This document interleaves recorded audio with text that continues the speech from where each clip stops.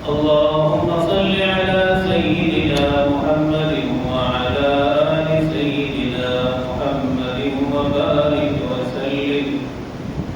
اللهم صل على سيدنا محمد وعلى آل سيدنا محمد وبارك وسلم. اللهم صل على سيدنا محمد وعلى آل سيدنا محمد وبارك وسلم. 10 محرم الحرام اسلامی سال کی 10ویں تاریخ ہے. محرم کا پورا مہینہ شروع سے لے کر آخر تک قربانیوں سے مزین ہے، اور 10 محرم کو نواسۂ رسول، صحابی رسول، خاندان نبوت کا وہ حسین پھول، چمکتا دمکتا پھول، جسے کربلا کے میدان میں انتہائی بے دردی سے، انتہائی بے رحمی سے، دھوکے سے بلا کر جنہیں شہید کر دیا گیا، اور تاریخ کا وہ سیاہ دن جو قیامت تک انسانوں کے ذہن سے بلایا نہیں جا سکتا. آج کی مجلس میں سیرت امام حسین رضی اللہ تعالیٰ عنہ کے متعلق کچھ باتیں عرض کروں گا. حضرت حسین نواسۂ رسول ہیں. حضرت حسین رضی اللہ تعالیٰ عنہ سے سارے جتنے صحابہ ہیں سب پیار کرتے ہیں، اور ہر صحابی رسول کیوں پیار نہ کرے؟ نواسۂ رسول ہے، خاندان رسول ہے. حسین تو وہ ہیں جب نبی کے کندھوں پر آ جائے، نبی اگر سجدے میں ہے، پیٹھ پر امام حسین آ جائے تو نبی ان کی وجہ سے سجدہ لمبا کر.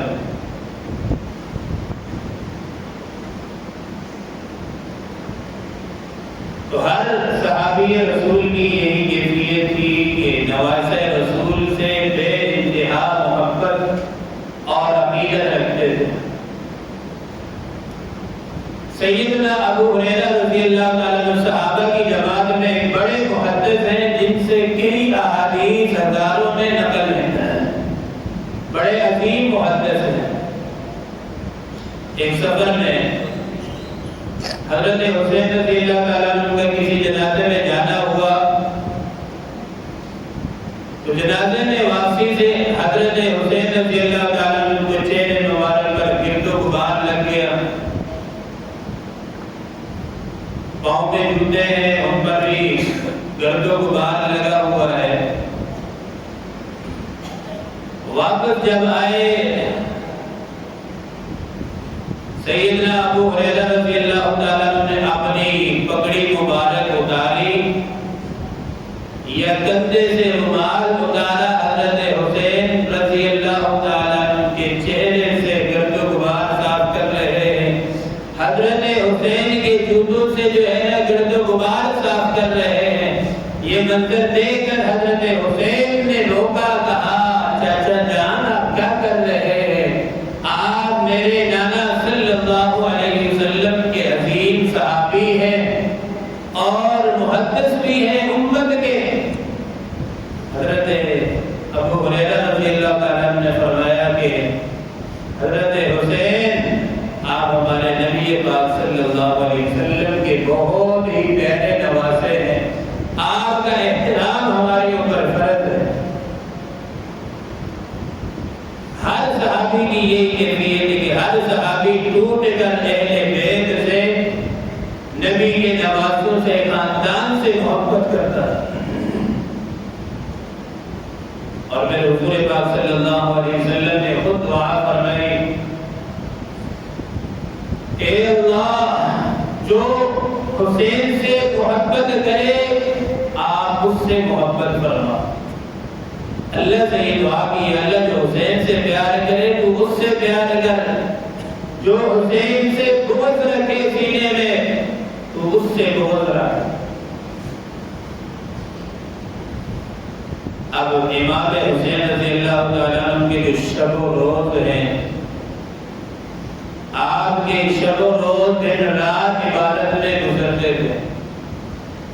آپ نے اپنی مبارک زندگی میں حضرت حسین نے 25 حج کیے، وہ بھی پیدل حج کیے۔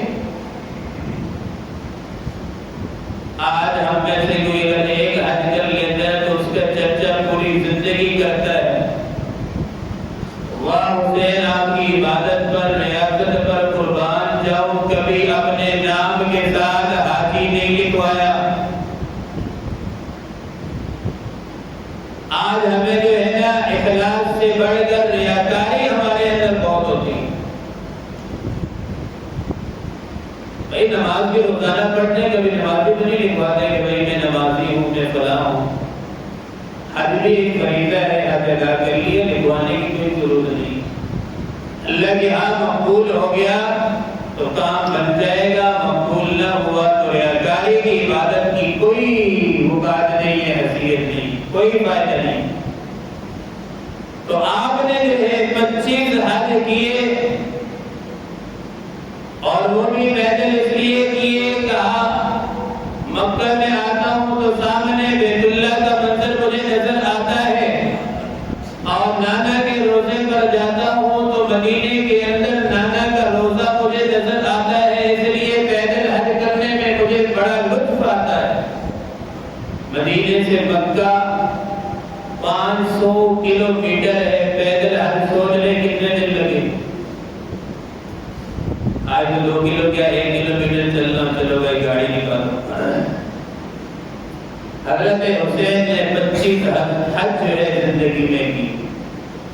کئی سفر میں صحابہ اکرام آپ کے ساتھ ہوتے تھے، ایک سفر میں حضرت عبداللہ ابن عباس رضی اللہ تعالیٰ عنہ آپ کے ساتھ ہیں۔ حضرت عبداللہ ابن عباس نے اونٹنی ساتھ لی ہوئی ہے سواری کے لیے، پیش کرتے کہ حضرت آپ اس وقت سفر کریں، میں پیدل چلوں گا۔ حضرت حسین نے فرمایا نہیں بھائی، میں نے پیدل سفر کرنا ہے، کوئی سواری نہیں لینی، پیدل سفر کے اندر جو لطف ہے، جو اجر و ثواب ہے، وہ سواری پر نہیں ہے۔ حضرت عباس نے فرمایا حضرت اگر آپ سواری پر سوار نہیں ہوتے تو میں بھی سواری پر سوار نہیں ہوں گا، یہ گستاخی ہے، بے ادبی ہے، اس لیے میں اپنی سواری واپس کرتا ہوں، میں بھی آپ کے ساتھ پیدل سفر کروں۔ یہ صحابہ کی محبت کی حضرت حسین کے ساتھ، اہل بیت کے ساتھ، خاندان نبوت کے ساتھ۔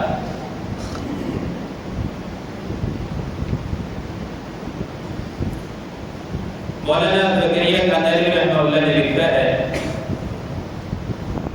حضور صلی اللہ علیہ وسلم کا جو صدمہ تھا صرف ایک صحابی کو نہیں، سارے صحابہ کو بہت ہی پہنچا، دکھ پہنچا۔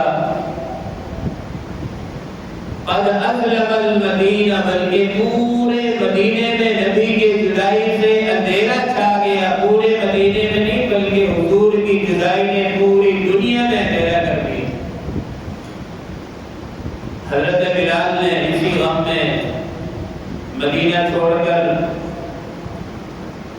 دوسرے ملک تشریف لے گئے کہ اب میں پہلے تو اذان دیتا تھا، نبی سامنے ہوتے تھے، اب نبی نہیں ہوں گے، اذان دوں گا تو میں برداشت نہیں کر پاؤں گا نبی کا غم۔ اب یہ غم ایمان والے ہی پرکھ سکتے ہیں کہ غم اپنے جو بڑے ہیں، مولا ہے، مرشد ہے، اس کا غم کتنا بڑا غم ہوتا ہے۔ مدینہ چھوڑ کر حضرت بلال چلے گئے۔ نبی پاک صلی اللہ علیہ وسلم کی ایک مرتبہ خواب میں زیارت ہوئی، فرمایا بلال کیسی عجیب بے وفائی ہے، اللہ کے تجھے کپتی ریت پر لٹایا گیا، میرے ہوتے ہوئے تجھے مار پڑتی رہی، انگاروں پر لٹایا گیا، کافروں نے طرح طرح تکلیفیں دی، تجھے گھسیٹا گیا، کھال اتاری گئی، تُو نے مدینہ نہ چھوڑا، آج میں دنیا سے آ گیا ہوں،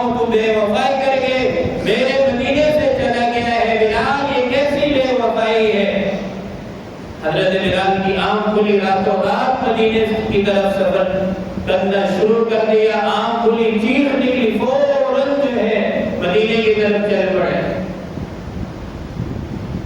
تہجد کا وقت ہے، مدینہ منورہ پہنچے، دیکھا حضرت حسن حضرت حسین مدینہ مسجد نبوی میں عبادت میں مصروف ہیں، تہجد کی نمازیں ادا ہو رہی۔ دیکھتے ہی فوراً حضرت حسن حسین فرمانے لگے، وہ ہمارے چاچا بلال آگے، آج ہم ان سے اذان سنیں گے۔ تو حضرت بلال نے تو تحیہ کیا تھا کہ بھائی اذان نہیں دینی، وہ میں کیفیت جدائی کا ہم برداشت نہیں کر سکوں گا، لیکن شہزادوں کی فرمائش کو کون ٹھکرا سکتا ہے؟ نواز رسول کی، صحابی رسول کی فرمائش کو کون ٹھکرا سکتا ہے؟ وہ بھی سامنے حضرت بلال ہوں۔ تو شہزادوں نے کہا چاچا آپ وہ اذان جو ہمارے نانا کے دور میں دیا کرتے تھے، آج ہم نے وہ اذان سنی ہے۔ حضرت بلال فرمائش کو ٹھکرا نہ سکے، حکم کی تعمیل کرتے ہوئے اذان دینا شروع کی۔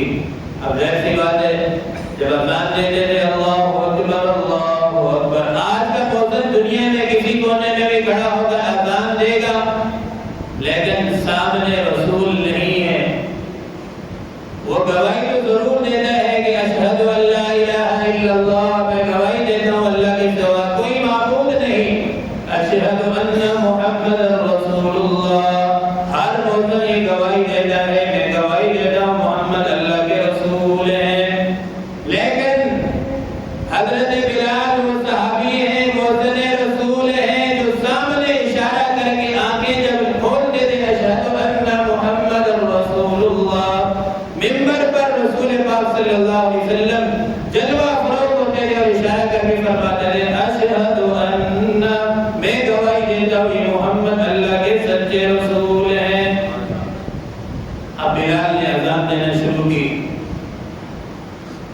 ہائے ہائے پوری زندگی جن کی صحابہ کی نبی کی صحبت میں گزری ہو اور نبی کی صحبت میں رہے ہو، نبی کی محبت ملی ہو، شفقت ملی ہو اور نبی سے جو ہے تربیت پائی ہو، اپنی تزکیہ نفس کرایا ہو، اصلاح کروائی ہو، کتنی محبت ہوگی، کتنے آج بھی 1400 سال گزرنے کے بعد ہر دن دیکھنے والا جو ہے نبی کی عظمت پر، نبی کی رسالت پر، نبی کی محبت میں اپنی گردنیں کٹوا رہا۔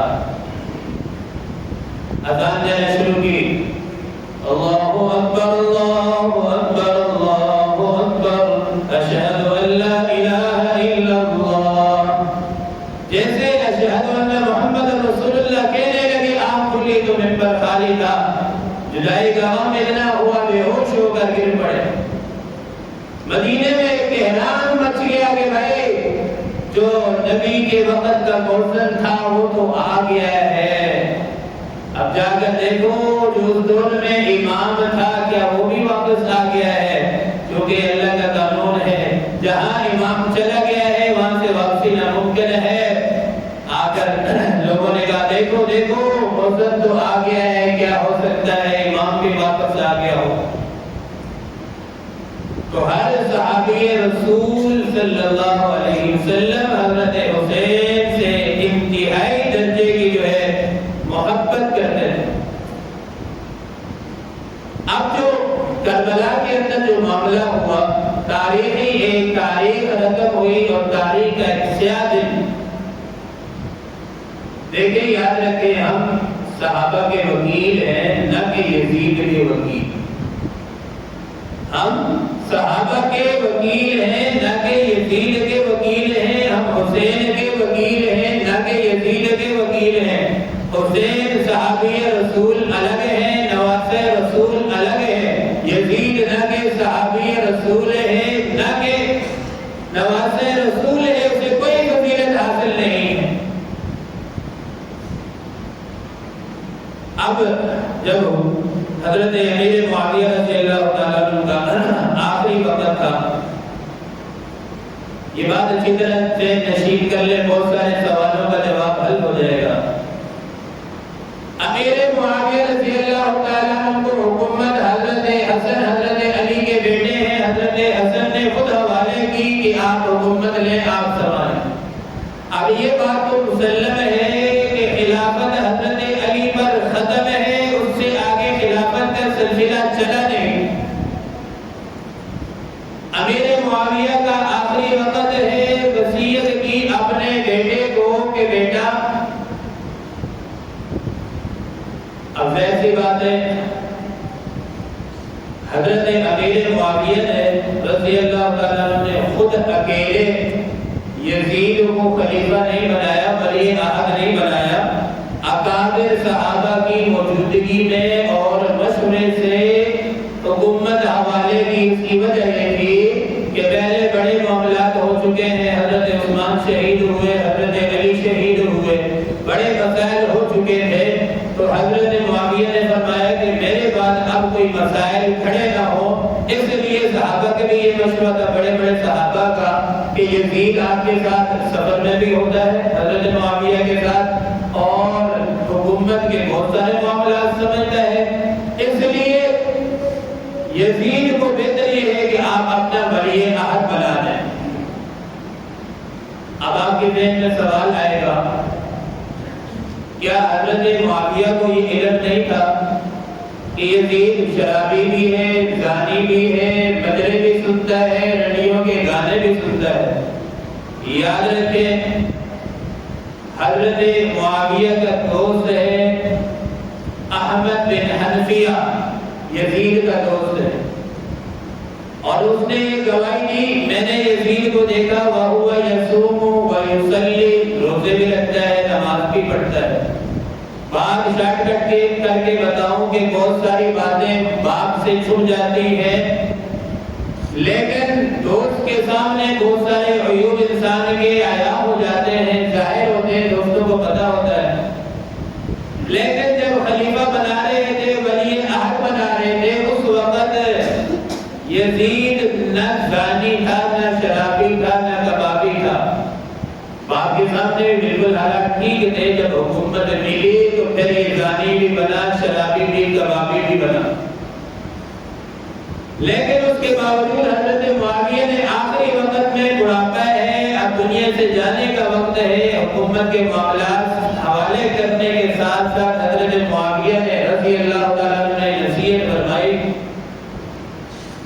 کہ بیٹا، میرے جانے کے بعد حضرت حسین رضی اللہ تعالیٰ عنہ سے حکومت کے معاملے میں مشورہ کرنا ان سے، اور ان کے ساتھ حسن سلوک کا معاملہ رکھنا۔ حضرت معاویہ رضی اللہ تعالیٰ عنہ کی یہ نصیحت حضرت کی نصیحت تھی اپنے بیٹے یزید کی۔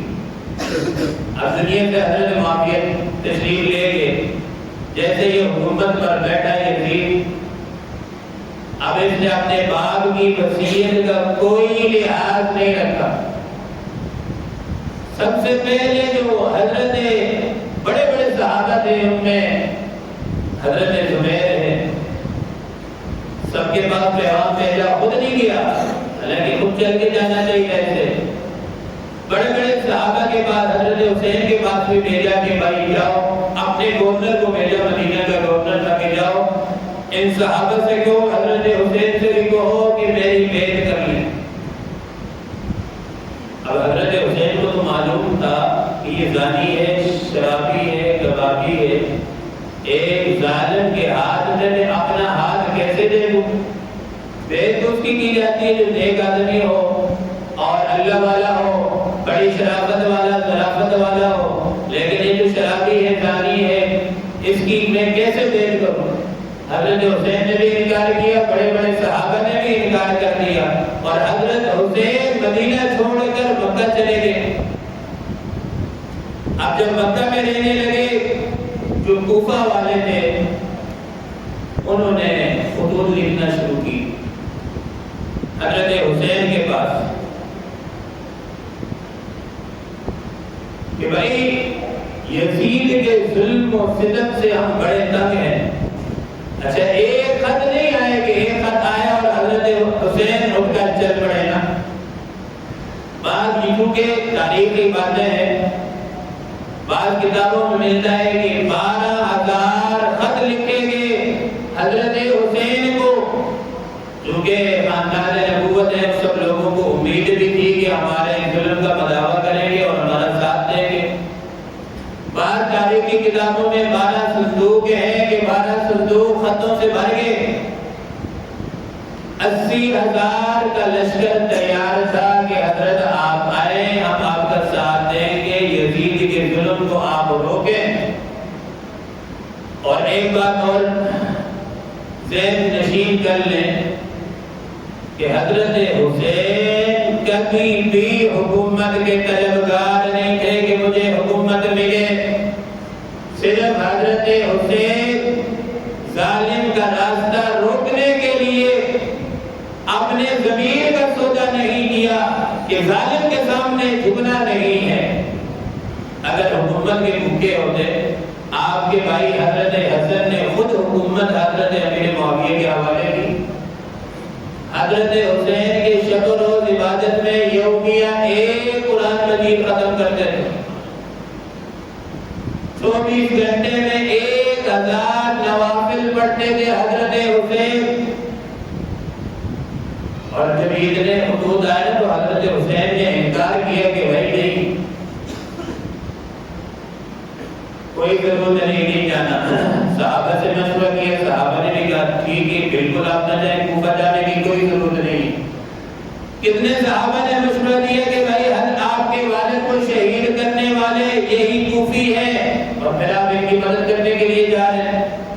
جب یہاں سے انکار ہوا نا، حضرت حسین نے انکار کیا کہ نہیں کوفہ نہیں جانا، تو وہاں سے کوفیوں کے پھر خط آئے کہ حضرت حسین اگر آپ نہیں آئیں گے ہم پھر کل قیامت کے دن اللہ کے دربار میں ہم آپ کی شکایت کریں گے کہ ہم ظلم کو روکنے کے لیے نواسۂ رسول حضرت حسین کو بلایا لیکن حضرت حسین ہماری مدد کو نہیں آئیں گے، نہیں آئے۔ تو حضرت حسین کے بعد جب یہ استغاثہ پہنچا کہ اللہ کے دربار میں شکایت کریں گے، اب یہ خوف خدا رکھنے والے لوگ تھے۔ حضرت حسین نے فرمایا ٹھیک ہے میں اللہ کے دربار میں شکایت سے ڈرتا ہوں، ٹھیک ہے ہم چلتے ہیں۔ پھر صحابہ نے کہا حضرت صبر، آپ نے کچھ اپنے بندے بھیجے، سفیر بھیجے، وہاں جا کر حالات کا جائزہ لیں، حالات اگر ٹھیک صحیح جہیز پر ہیں تو آپ چلے جائیں۔ آپ نے پھر حضرت مسلم بن عقیل رضی اللہ تعالیٰ عنہ کو بھیجا، 2 بندے کو بھیجا۔ جب وہاں پہنچے کوفہ میں ظہر کی نماز میں آپ کی بیعت لینے کے لیے 80,000 کا مجمع تیار تھا۔ ظہر کی نماز میں 80,000 لوگ موجود تھے۔ مسلم بن عقیل رضی اللہ تعالیٰ عنہ نے خط لکھ دیے کہ حضرت یہاں بالکل حالات ٹھیک ہیں، آپ تشریف لیں۔ حضرت حسین چل پڑے۔ یکم محرم کا دن ہے، وہاں سے روانہ ہوئے۔ 2 محرم کو کربلا آپ پہنچ گئے۔ وہاں کا جو گورنر تھا پہلے نعمان بن بشیر، اس نے کہا سنا جب حضرت حسین آ رہے ہیں تو اس نے کہا صحابی رسول نواسۂ رسول ہم تو ان کا مقابلہ بالکل نہیں کریں گے۔ اس نے کہا کہ ہم سرنڈر کرتے ہیں، ہم اپنے آپ کو پیش کرتے ہیں کہ ہم ان کا مقابلہ کر کے اپنے لیے جہنم نہیں خرید سکتے۔ انہیں پہلے ہتھیار ڈال دی۔ اور جب یزید کو یہ پتہ چلا کہ کوفیوں نے حضرت حسین کو بلایا ہے بیعت کے لیے، تو اس یزید بدبخت نے، جو یزید کے وکیل بنتے ہیں نا کہ یزید کے اس میں قصور نہیں تھا تو پھر کس کا قصور ہے، یزید نے پھر گورنر کو فوراً معطل کر دیا کہ گورنر کو ہٹا دو۔ عبید اللہ بن زیاد کو بھیجا کہ یہ بدبخت ایسا خبیث ہے جو کوفیوں کو جا کر ٹھیک کر سکتا ہے۔ وہاں سے روانہ ہوا، جب کوفہ میں پہنچا کوفیوں نے استقبال کیا، انہوں نے سمجھا کہ حضرت حسین ہے۔ حالانکہ اگر کوفی ٹھیک ہوتے تو عبداللہ ابن زیاد کی تو موٹی موٹی کرتے نہیں، خبیث کا قیمہ بنا دیتے، لیکن وہ بدبخت کوفی تھے، دھوکے باز تھے، انہوں نے کچھ بھی نہیں کیا۔ عبداللہ ابن زیاد کا استقبال کیا اور اپنا گورنر تسلیم کر لیا۔ اب یکم محرم ظہر کی نماز میں 80,000 کا مجمع، مغرب کی نماز میں صرف 3 بندے باقی ہیں، تیار ہیں، جو حضرت حسین کی بیعت لینے کے لیے۔ 80,000 کا مجمع کہاں، 3 آدمی کہاں؟ وقت کم ہے، شارٹ کٹ عرض کرتا ہوں۔ حضرت مسلم بن عقیل کا سر بھی کاٹ دیا گیا۔ حضرت حسین رضی اللہ تعالیٰ کو حالات کا پتہ چلا، حضرت نے پھر رک کے، لیکن حضرت مسلم بن عقیل کے بھائی تھے، انہوں نے کہا نہیں، ہم اپنے بھائی کا بدلہ لیں گے ان کوفیوں سے۔ حضرت حسین نے فرمایا اگر آپ چلو گے تو میں بھی آپ کے ساتھ آگے آگے ہوں گا، اکیلے آپ کو نہیں جانے دوں گا۔ حتیٰ کہ حضرت حسین کوفہ میں پہنچے، کربلا میں، یکم محرم سے لے کر 7 محرم تک کوفیوں سے مذاکرات چلتے رہے۔ اب اس میں جو شمر تھا یہ بڑا بدبخت خبیث انسان تھا، اس نے عبداللہ بن زیاد کو کہا کہ بھائی ان سے کوئی مذاکرہ نہیں ہوگا، کوئی مذاکرات نہیں ہوں گے، ڈائریکٹ ان کا ایک ہی حل ہے کہ یہ حکومت لینے آئے تھے، انہیں قتل کر دیا جائے۔ اب 7 محرم کا دن ہے، 7 محرم سے لے کر 10 محرم تک حضرت حسین رضی اللہ تعالیٰ عنہ چونکہ اپنے پورے خاندان کنبہ قبیلے کے ساتھ تشریف لائے تھے، آپ پر 7 محرم سے لے کر 10 محرم تک پانی سارا بند کر دیا گیا، پینے کے لیے ایک قطرہ پانی نہیں دیے۔ اب حضرت حسین نے 3 مطالبات پیش کیے۔ ٹھیک ہے، کہا سب سے پہلا یہ مطالبہ رکھا کہ ہم جنگ نہیں کرنا چاہتے، ہمیں واپس مدینہ جانے دیے جائیں نامہ کے روزے پر۔ یہ مطالبہ بھی بدبختوں نے نہیں مانا۔ دوسرا حضرت حسین نے کہا ٹھیک ہے، مدینہ نہیں جانے دیتے، ایسا کریں کہ مجھے کسی اسلامی سرحد پر بھیج دو، وہاں جا کر میں اسلامی سلطنت ہے لڑ کے شہید ہو جاؤں گا۔ یہ مطالبہ بھی حضرت حسین کا تسلیم نہیں کیا گیا۔ اور تیسرا حضرت حسین نے یہ رکھا کہ ٹھیک ہے کہ تم مجھے مدینہ بھی نہیں جانے دیتے اور تم مجھے جو ہے کسی اسلامی سرحد پر بھی نہیں جانے دیتے۔ تیسرا حضرت حسین نے یہ کہا کہ چلو ایسا کرو کہ مجھے یزید سے ملنے دو۔ جب ملنے کی اس سے ایسی بات بن جائے گی، جتنا بھی گیا گزرا ہے، آخر حضرت امیر معاویہ کا تو بیٹا تو ہے۔ تو ان بدبختوں نے شمر نے عبداللہ بن زیاد نے کہا نہیں، یزید سے بھی نہیں ملنے دیں گے، اگر یزید سے مل گئے تو بات تو بن جائے گی، تمہیں تو ہم سولی پر لٹک جائیں گے اور ہماری حکومت انعامات تو سارے چلے جائیں گے۔ حضرت حسین نے کہا چلو ٹھیک ہے، تینوں مطالبات رد کر دیے۔ اب ان کوفیوں نے تینوں مطالبات نہیں مانے، پھر حضرت حسین نے 3 بدوائیں ان بدبختوں کو دی، جو آج بھی ان 3 بدوائیں حضرت حسین کی ان بدبختوں کو لگی ہوئی۔ سب سے پہلی بدعا یہ دی کہ او بدبختوں، تم نے مجھے اپنے نانا کی شہر سے روکا، خدا تمہیں بھی قیامت تک میرے نانا کا شہر تمہیں نصیب نہ ہو۔ آج بھی دیکھ لو، کوئی بدبخت کوفی، کوئی بھی بدبخت کالا تمہیں مدینے میں نظر نہیں آئے۔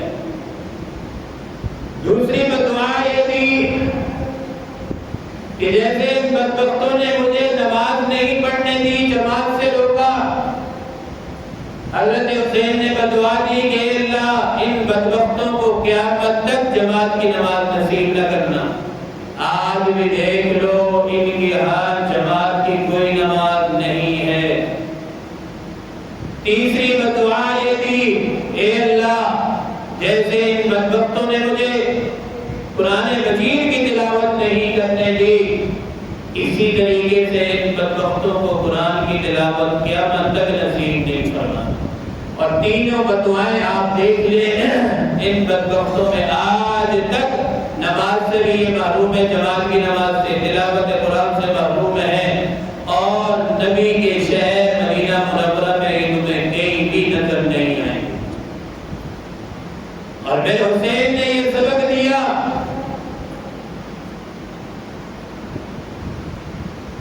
فرمایا کہ میرے ابا نے بدر میں قرآن پڑھ کر ہمیں یہ سبق دیا ہے کہ قرآن چاہے جنگ کی حالت میں ہو،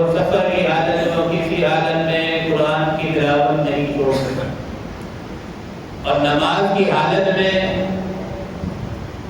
10ویں محرم کو جمعے کا دن ہے، ظہر کی نماز کی تیاری کر کے آئے۔ اب حضرت علی کے صرف حضرت حسین شہید نہیں ہوئے، کربلا میں حضرت عباس، جن کے نام سے یہ آدمی عباس علمدار باقی عباس، باقی 3 کا نام کیوں نہیں لیتے؟ باقی ایک حضرت علی کے جو بیٹے میدان میں شہید ہوئے حضرت عمر بن علی ہیں، ابو بکر بن علی ہیں، 4 بیٹے کربلا میں حضرت حسین کے ساتھ شہید ہوئے۔ اب حر بن یزید، اب دیکھیں حضرت حسین کا انداز دیکھیں، آپ کے لہجے میں کوئی لچک نہیں ہے۔ آج تمہیں گلی گلی میں ضمیر بیچنے والے کوئی تھوڑی سی اچھی بات کر لے، سارے اس کے پیچھے ہو جاتے ہیں۔ ضمیر بیچنے والے تمہیں گلی گلی میں ملیں گے۔ حضرت حسین نے ضمیر کا، ایمان کا سودا نہیں کیا۔ حر بن یزید ہے، ایک دن شہید ہونے سے پہلے کہنے لگا کہ بھائی آپ بات مان لیں، یزید سے بات بنا لیں۔ حضرت حسین نے کہا نہیں، ظالم کے ہاتھ میں کبھی ہاتھ نہیں دے سکتا، کبھی اس کی دیکھ نہیں کروں گا۔ رات گزری، حضرت حسین نے موقع مانگا کہ ایک رات مجھے دے دو، دوسرے دن بڑے جنگ کر لینا۔ اب جنگ بھی ایسی فضا میں دائیں بائیں کوئی آبادی نہیں ہے، ویران چٹیل میدان ہے، کوئی پینے کے لیے کچھ نہیں، کھانے کے لیے کچھ نہیں، لیکن حضرت حسین نے پھر بھی ایمان کا سودا نہیں کیا۔ دوسرے دن جب صبح ہوئی، 10ویں محرم کی صبح کا دن ہے، اور بن یزید کرا کے آیا جو یزید کی طرف سے تھا لشکر میں، کہنے لگا حضرت حسین سے ایک بات بنا لیں، معاملات ٹھیک کر لیں، اچھا ہو جائے گا، بچ جائیں گے۔ اللہ کے سامنے نظر آ رہا ہے چاروں طرف موت ہی موت ہے۔ حضرت حسین نے کہا نہیں نہیں، کسی صورت ظالم کا ساتھ نہیں لے سکتا، اپنے ضمیر کا سودا نہیں کر سکتا، اپنے ایمان کا سودا نہیں کر سکتا۔ سامنے موت نظر آ رہی ہے، ہمیں پتہ ہے کہ یزید کے خلاف جانے کا نتیجہ کیا ہے، جنگ کا نتیجہ کیا ہے، شہادت ہے۔ حضرت حسین نے پوری 10ویں محرم کی رات عبادت میں گزاری، اللہ تعالیٰ سے راز و نیاز کی باتیں ہوتی رہی۔